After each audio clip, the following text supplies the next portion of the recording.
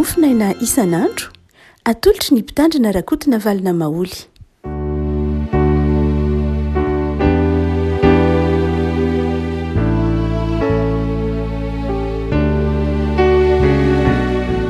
Fahalalana rehefa malalatra tratra ny talata fahatelo amby roapolo ny volana may ny mofinaina voalahatra ho antsika anio dia ny filazan-tsaramasina araka ny marika toko fahatelo andiny faharoapolo ka hatramin'ny andiny fahatelopolo. Marika toko fahatelo andiny faharoapolo ka hatramin'ny andiny fahatelopolo fakitsika amin'ny anaran'i Jesoa. Ary niditra tao an-trano izy dia niangona indray ny vahoaka ka dia tsy nahazo nihinan-kanina akory izy. Ary ny havany raha nandray dia nivoaka hiazona azy fa hoy ireo efa very saina izy. Ary ny mpanao dalàna izay nidina avy tany Jerosalema dia nanao hoe manana any Belzebuba izy, sy hoe ny lohan'ny demony no hamahan'ny demony. Ary rehefa niantso ireo akeo aminy izy dia nanao fanohana taminy hoe ataon'ny Satana ahoana ny famoakan'ny Satana. Fa raha misy fanjakana miady an-trano dia tsy haharitra izany fanjakana izany, ary raha misy mpiray trano miady an-trano dia tsy haharitra izany mpiray trano izany, ary raha Satana no mitsangana nohitra ny tenany ka miady an-trano dia tsy haharitra izy fa ho ravaniry. Kanefa tsy misy olona afaka miditra ao an-tranony mahery ka handroba ny tenany raha tsy hahafatony aloha ilay mahery dia vao robainy ao an-trano. Lazaiko aminareo marina tokoa, azo famelan-keloka ny zanak'olombelona amin'ny ota rehetra sy ny fitenenan-jatsy rehetra izay ataony. Fa izay ny teny ratsy ny fanahy masina kosa dia tsy mahazo famelan-keloka mandrakizay, fa miendrika velona amin'ny ota mandrakizay izy. Izany no lazainy satria ny olana hoe azom-panahy maloto izy. Ray masino, manamasinana ny fahamarinana ny teninao ny fahamarinana. Amen. Ity marika toko fahatelo ity dia andininy izay zara-mofinainantsika anio dia iresahany marika momba ny tsy fahatakaran'ny olona ny maha-Andriamanitra an'i Jesoa, tsy fahatakaran'ny olona ny maha-Andriamanitra azy sy ny maha-Mesia azy, ary fandavan'ny olona akitsorany mihitsy ny asan'Andriamanitra. Tondron'ny fianakaviany ho very saina na ho adaly Jesoa eto.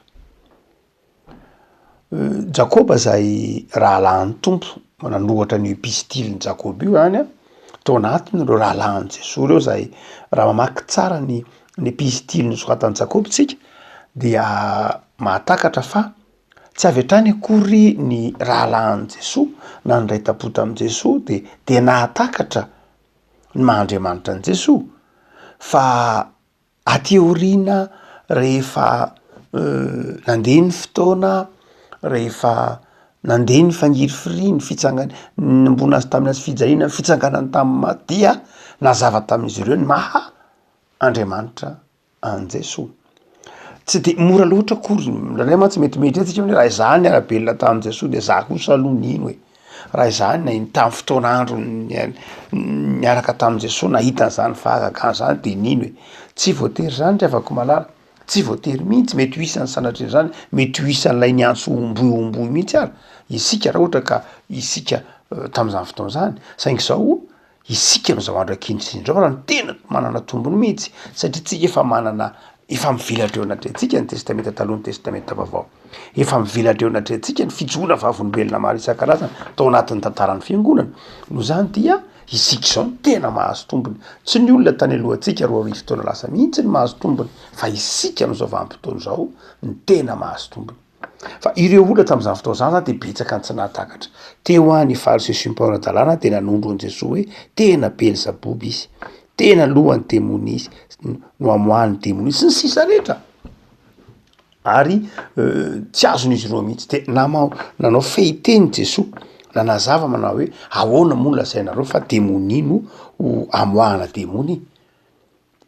Manjary ny fanjakana miady an-trano izy, ahoana no aretan'ny fanjakany raha ohatra ka ny demony ihany no androaka ny demony tsy haritra ny fanjakana. Ary dia ny fehiteny izay tena mampiritreritra mihitsy ny andininy 8 manao hoe ny olona zay miteny ratsy ny fanahy masina de tsy azo famelan-keloka mandrakizay. Mahazo famelan-keloka foana ny zanak'olombelona hoy Marka na inona fitenenany ratsy ataony amin'Andriamanitra io, ataony amin' Jesosy io, ataony amin'ny olona io, de mahazo famelan-keloka izy. Fa ny fitenenany ratsy ny fanahy masina kosa de tsy azahoan'ny olona famelan-keloka mandrakizay. Mampatahotra be izany teny zany hoe misy eloka tsy azahoana famelan-keloka mandrakizay. Nefa raha mamaky ny baiboly manontolo tsika de ny hoe ny eloka rehetra dia azo avela. Mamaky ny baiboly manontolo tsika de ny hoe ny eloka dia azo avela. Fa eto de zao hoy Marka hoe misy eloka anankiray tsy azo avela. Mampatsiaro antsika ny bokin'ny Genesis toko 2 hoe azonareo hihinanana daholo ny azo rehetra afa-tsy ity azo anankiray ty. Ny eloka rehetra de azo avela afa-tsy ty anankiray ty. Ary dia raha ohatra ka mamaky lay tantara atsika de zao hotsika hoe lasa nieritreritra hoe ahoana azy zany sao de miteny ratsy ny fanahy masina amin'ny fomba tsy ampoizina ve mitombo na inona re za miteny ratsy ny fanahy masina zany. Raha toa ka jerena tsara lay tantara de tsy de sarotra loatra manakatra azy. Lay fiteneny ratsy ny fanahy masina eto any de mazava tsara. Lay fandavana an' Jesosy ho tsy Andriamanitra. Ary tsy vitany hoe fandavana an' Jesosy ho tsy Andriamanitra fa fanondrona an' Jesosy ho Satana mihitsy sanatria. Zany hoe fandavana lay asan'ny fanahy masina. Fandavana lay asan'Andriamanitra akitsorano. Asan'Andriamanitra ny fanaovana fahagagana. Asan'Andriamanitra ny mampiteny ny manasitrana ny marary eo. Asan'Andriamanitra manao fahagagana eo. Zany hoe lavindreo ho mpanora-dalàna dia ny fandavana lay asan'Andriamanitra. De fitenenany ratsy ny fanahy masina zany hoe natsombadika mihitsy ilay valeur an'ilay sotoavina. Natsombadika mihitsy ka izao ilay Andriamanitra lazaina fa devoly sanatria ary lay devoly indray lazaina fa Andriamanitra sanatria. Am'izay fotoana zay dia tena fitenenany ratsy ny fanahy masina. Ary izay lay tsy azahoana famelan-keloka satria nahoana rehefa nitsombadika izay valeur zay, rehefa nitsombadika izay fomba fijeritra zay de zao lasa toy ny nandahan'Andriamanitra. Lay Andriamanitra zay mpanome famelan-keloka mihitsy zany. Lay Andriamanitra zay mpanome famelan-keloka mihitsy zany no lavina toy ny hoe noroahina tao anatin'ny olona zany lay fanahan'Andriamanitra. Noroahana tao anatin'ny olona zany lay fanahan'Andriamanitra ary de manjary ny fanahan'Andriamanitra ny fanahy masina no afaka mampibebaka ny olona. Ny fanahy masina no mahatonga ny olona afaka mibebaka. Ny fanahy masina mahatonga ny olona mahatsiaro diso. Ny fanahy masina mahatonga ny olona mangetaeta famonjena.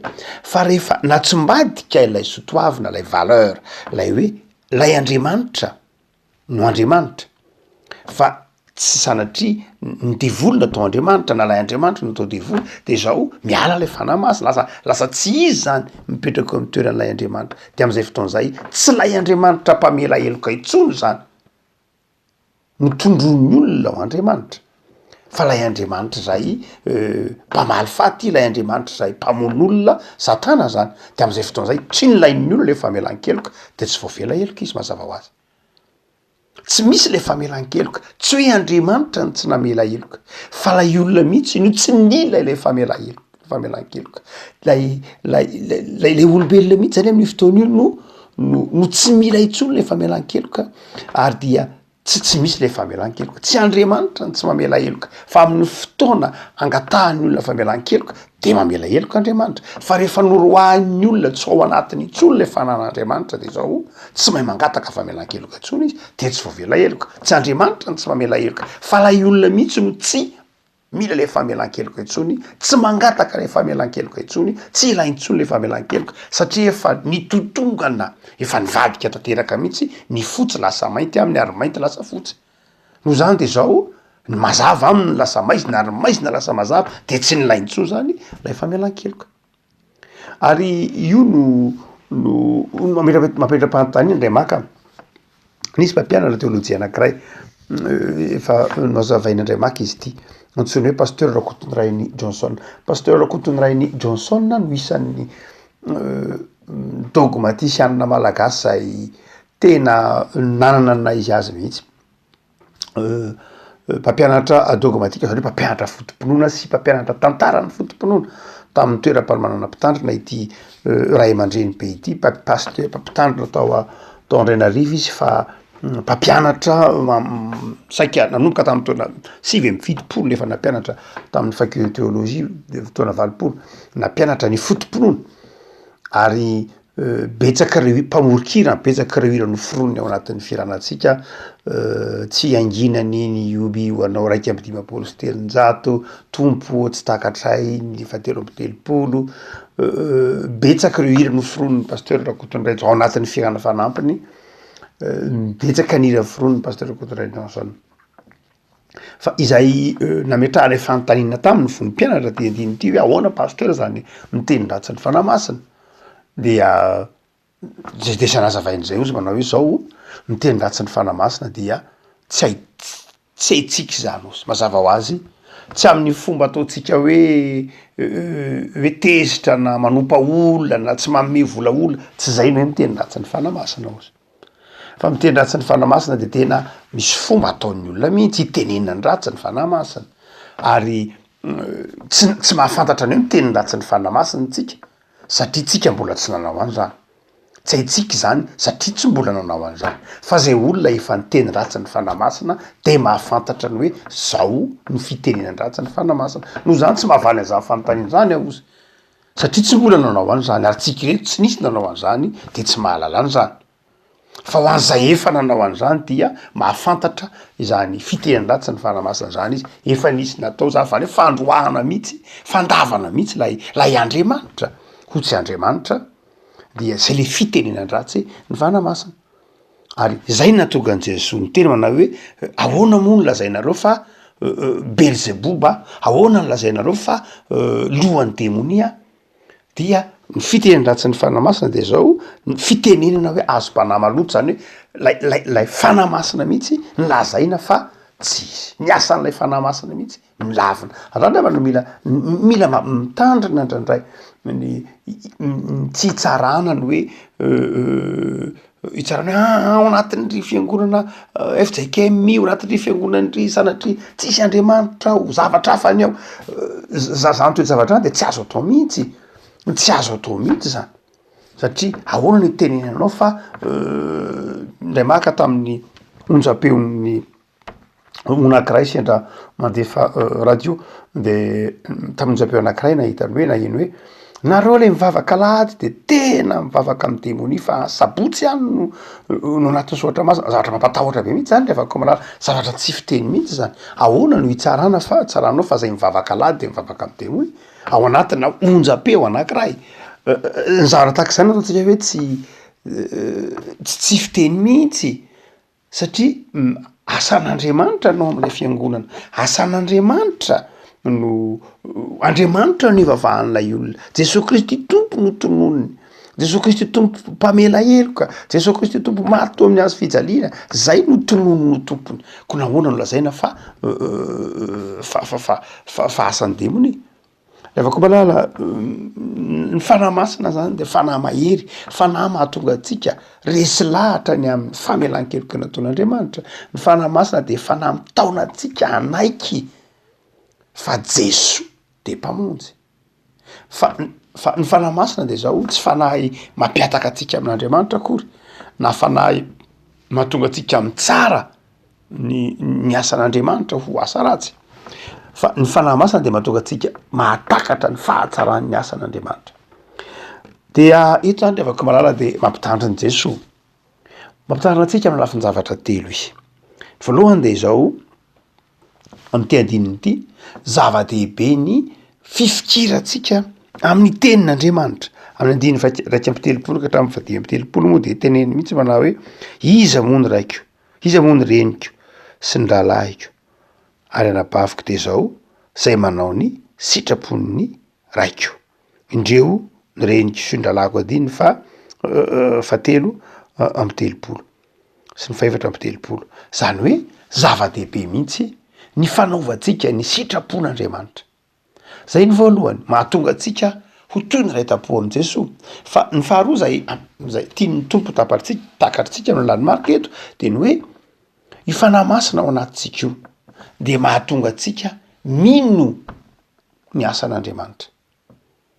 Ny fanahy masina zay atao anatintsika de mahatonga atsika resy lahatra ny amin'ny famelan-keloka na tombotr'Andriamanitra. Ary zay mahatonga am' Paoly nge hoe manazavy tsy misy olona ho Paoly mahatonina hoe Jesosy no tompo, tsy misy olona mahatonina hoe Jesosy no tompo sy mpamonjy raha tsy asan'ny fanahy masina. Tsy misy olona manana fanahy masina ka hiteny hoe vaozina Jesosy, fa matoa ny olona miteny hoe Jesosy ny mpamonjy de fa asan'ny fanahy masina zany. Ny faneketsika an' Jesosy tompo sy mpamonjy, ny fanoloran-tenantsika nompo an' Jesosy ho tompo sy mpamonjy, ny fanoloran-tenantsika izarany vaovao mahafaly amin'ny alalan'i Jesosy tompo sy mpamonjy de zao efa asan'ny fanahy masina zay. Ary izay asan'ny fanahy masina zay de ateraky ny fifikirantsika, ateraky ny fitiavantsika ny tenin'Andriamanitra, ateraky ny fanaovantsika ny sitrapon'Andriamanitra, mifamatotra amin'ny fankatoavantsika ny sitrapon'Andriamanitra. Fa ny fahatelo zay tsindriny marika tsara eto afantraontsika rehefa koa malala dia ny hoe mitandrina isika mba tsy anondro na hivadika amin'ny asan'ny fanahy masina ka anondro ny asan'Andriamanitra ho tsy asan'Andriamanitra, na sanatria anondro ny tsy asan'Andriamanitra ho asan'Andriamanitra, ka ampitsombadika ny fankahalana ho toy ny asan'Andriamanitra na ny fitiavana ho anjary lasa ho fankahalana, tsy zany fa ny asan'Andriamanitra de zao tsy afa-tsy akory fa lay mitondra ny olona ho amin'ny fitiavana an'Andriamanitra hatrany. Ny fanahy masina zany de fanahy sarobidy, fanahy velona ary azahoantsika famelan-keloka ny zavatra rehetra ho Jesosy, fa tsy azahoantsika famelan-keloka ny fandroahantsika ny fanahy masina zay atao anaty. Zany rehefa malala ny mpino dia itoeran'ny fanan'Andriamanitra. De tsy tokony matahotra tsika zany mihatra hoe ahoana moa zany sao de mba izao tsiry afaka malala. Tempolo ny fanahy masina isika. Itsika kory tsy hoe rehefa nandray ny fanahy masina de lasa anjely, fa lasa olom-baovao zay mahafantatra ny tsara de afaka manao ny tsara.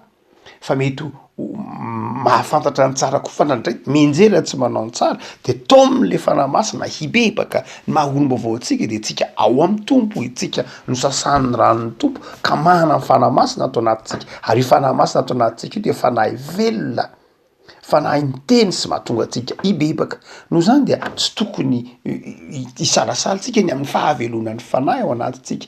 Raha misy miteny hoe ka ahoana moa zany miteny ratsy ny fanahy masina zahatra, tsy nanao an'izany sika satria tsika zanak'Andriamanitra, tsika zanaky ny mazava, satria tsika ao amin'ny tompo Jesosy, tsy nanao an'izany tsika ary tsy tokony ampitahorin'ilay ratsy satria mety manao an'izany mantsy lay ratsy mepanga zay mahatonga ny hoe ny dikany teny hoe diabolosy, ny dikany teny hoe diable de zao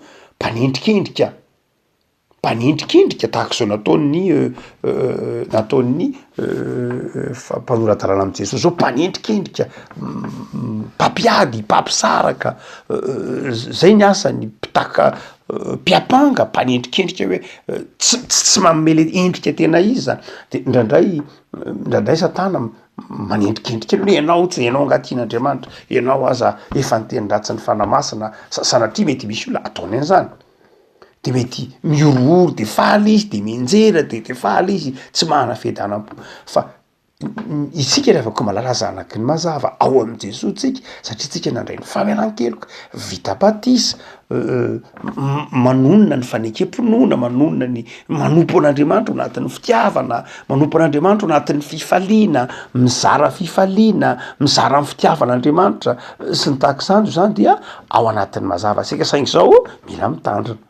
Io le fa tenenan'ny tompo anao ianareo zay tenenan'ny Paoly moa manao hoe ho anareo zay mijoro tsara mila mitandrina, mila miambina isika satria le ratsy fetsy, le ratsy te ampitsombadika ilay sotoavina, le sotoavin'ny fitiavan'Andriamanitra dia tian'le ratsy ho azera. Ary am'izao androna tiako zao dia be de be ny asan'ny fanahy ratsy eny am'rivotra, mampenjera ny mpino, manozongozona ny finoan'ny mpino de mila miambina isika ry havako. am'izao katoky ny pentecoste zao de zava-dehibe ny ahatsapahantsika ny tokony ahatsapahantsika ny asan'ny fanahy masina. Ny fanahy masina de lay fanahy izay miasa mahery ao anatintsika ka mahatonga antsika miorina tsara amin'Andriamanitra. Dia iny zany avako malala iorina tsara amin'ny fanahy masina ianao. Ny fanahy masina zay fanahy mahery, fanahy nomen'ny tompo antsika hitoetra aty anatintsika ka mahatonga antsika mahatsiaro fa voavela heloka isan'andro, mahatsiaro fa tokony hiavao isan'andro, tokony hibebaka isan'andro ary marina isan'andro. Ivavaka isika. Tompo ao mitondra anao zay noho ny fahatsiarovanay fa ianao de Andriamanitra mpamela heloka. Ary ny asan'ny fanahinao masina ty anatinay de mampatsiaro anay fa zanakao zahay. Ny fanahinao masina ty anatinay no mampatsiaro anay fa piray lova am' Jesosy zanakao zahay, afaka miantso anao Andriamanitra hoe Aba ray. Ataovy tia miaino ny teninao zahay. Ataovy tia manao ny sitraponao zahay. Ataovy tia ny miankina aminao Andriamanitra izahay. Mivavaka izay fanahy masina, mitoera betsaka ty amponay.